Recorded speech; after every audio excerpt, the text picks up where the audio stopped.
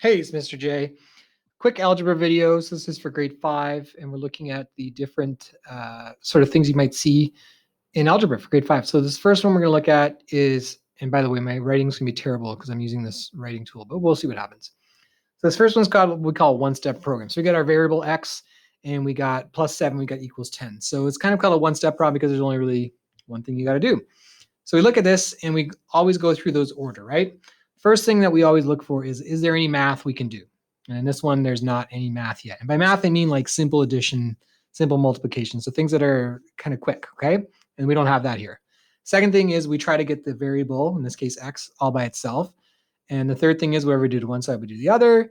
And the last thing is we try to make sure there's only one x, because sometimes there's more than one, or more than one variable. I shouldn't just say x. And we won't do x every time here. Anyway, so here we go. So I see I've got x plus 7, I see I got 10, and I wish the x was alone. It doesn't have to be on the left side. It could be on either side, but I want the variable to be by itself, and right now it's not. The 7's in the way. So the cool thing about algebra is you can do whatever you want, as long as you do both sides. So when I see the 7 here, I say, man, if that was gone, life would be good. So I make it go away. I take away 7. And that third rule, whatever you do to one side, you do to the other side, and now it's gone. Okay, so our 7's disappeared. So this becomes x all by itself. You know, I could say plus 0, but what's the point, right? I could say plus 0 to any number. Why bother? And my 10 is no longer 10, right? Because we have to take away 7. So x equals 3. Oh man, this tool's tough to use. Okay, so there we go. That's what they call it a one step. There's really only one thing I had to do there, and I'm done. Okay, so let's get rid of that and scroll on down. I think I've got 4. Yes, I do. Okay, so this next one is a little bit longer. It takes a little bit more to do. So let's take a look. So remember that first rule was do any math you can do first. So in this case, there is math we can do. 7 plus 2 can be accomplished, right? So that becomes a 9. And I'm not doing anything to the other side because I haven't actually made, oh man, sorry, that's so terrible. I haven't actually made any, I haven't made any changes, okay? All I've done is combine these two. I've what they call simplify in math nerd terms, okay? So I got 9 equals n take away 2. And again, same story. I wish the n was by itself, but I got this negative 2. We don't really do that in grade 5, but hey, I got that sort of 2 less than 0, right? Negative 2. You can think temperature. That's kind of the easiest way to teach this. But anyways, so I wish that negative 2 was gone. How do I get rid of negative 2? You add 2, right? If it's 2 degrees below 0, how do you get to 0? 2 degrees go up, right? Some warm weather comes in from the tropics, perhaps. So I'm going to add 2. And again, that third rule, if I whatever I do to one side, I do the other side. So this becomes also, I need to add 2 to this side. Hey, that's not bad. And I'm left with 11. And on this side, the 2's are canceled them out, right? In class, we talked about that 0 pair strategy. And I get 11 equals, oh my God, 11 equals n. That's so bad. I don't think I can live with that. Let's try that one again. I should have picked an easier letter. Maybe that's why they do x all the time. Oh, that's pretty good. Okay, so 11 equals n. All right, and I'm done. So that's why they call that one kind of a two-stepper, right? I had to do something first, and then I had to do something else, but I still got there. Okay, next one. There we go. So this one's obviously a little bit trickier because we've got 2 variable. It's 2h, not just the single x, single h, single n. We got 2 of them. Okay. So for this one, it's a little more complicated because we got a variable. We've got our number on this side, and this is called the coefficient if you're a big math nerd, which I am. But it doesn't matter. Okay, there's 2 h's instead of 1 h. Okay. So for this one, there's a couple ways to think about it. One is I want to cut it in half because there's 2 of them and I want only 1. And how do you, if you got 2 of something, you want to get rid of, you want to make it 1, you get rid of half, right? You get rid of 1. So I can think of it cutting in half. So then I'd only have 1 h. And then this would also have to get cut in half because whatever you do one side, do the other, it would be 7. But one way I like to kind of teach this is I just kind of draw it out. There's an h, there's an h. Okay. And, oh, that's terrible. If it was, 6h, I'd keep going down there, but it's only 2h. Now I'm not actually changing anything. It is 2h, I've got 2h. On this side, I need to draw my 14. So I'm going to go 1, 2. and I split them evenly, okay? Because there's 2 H's, I go 1, 2, 3, 4. I'm going to keep working my way through it.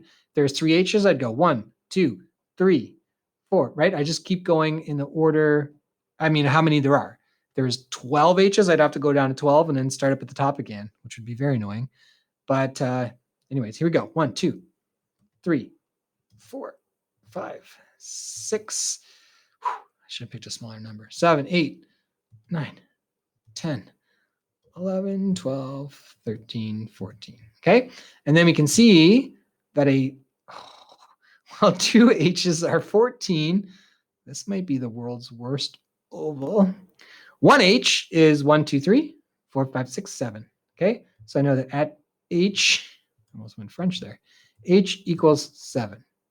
Okay. And you can totally do this like on a test or whatever we do in class. That's fine. But if you wanted to write it in a more, I don't know, numerical way, instead of as an image, you could say that 2H equals 14. Man, I wish I had like a fancy pen or something.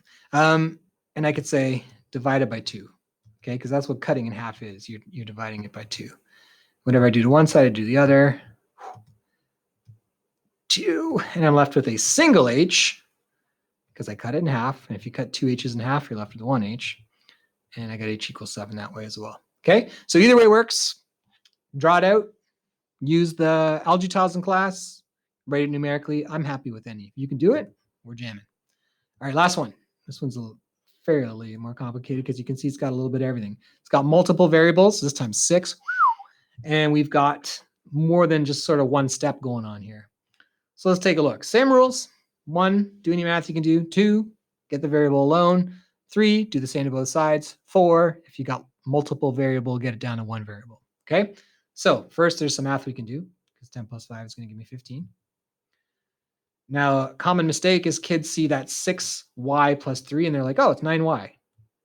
Okay, and that does not work. You can't add the y's to the normal numbers, right? The y is that unknown. 6y means 6 times something, some mystery number. Plus 3. So you can't just all of a sudden say, well, now there's 9 y's because the 3's aren't y's. The 3 is just a regular old number, okay? So this I can't actually simplify. 6y plus 3 is just 6y plus 3. There's no way to solve that yet, okay? I don't know what that could be. Okay, 6y plus 3 equals 15. Now, same old step 2 as always, get the variable alone. Okay, I know there's 6 of them, but still, we want that 6y. Man, oh, that's so bad. We want the 6y to be alone. Let's get rid of that long tail. Okay, so how do we get the 6y to be alone? Well, this 3's in the way. It's plus 3, so I'm going to bring in a negative 3. Whoa. Going to bring in a negative 3. Because if I bring in negative 3 from plus 3, right, it's 3 degrees below 0. Temperature drops 3 degrees. We're at 0, right? Whatever you do to one side, do the other side. So I got to take away 3 on this side as well. And I'm left with 6y plus nothing, right? Because we got rid of that 0, or we got rid of that positive 3, sorry. We turned it into a 0. Wow.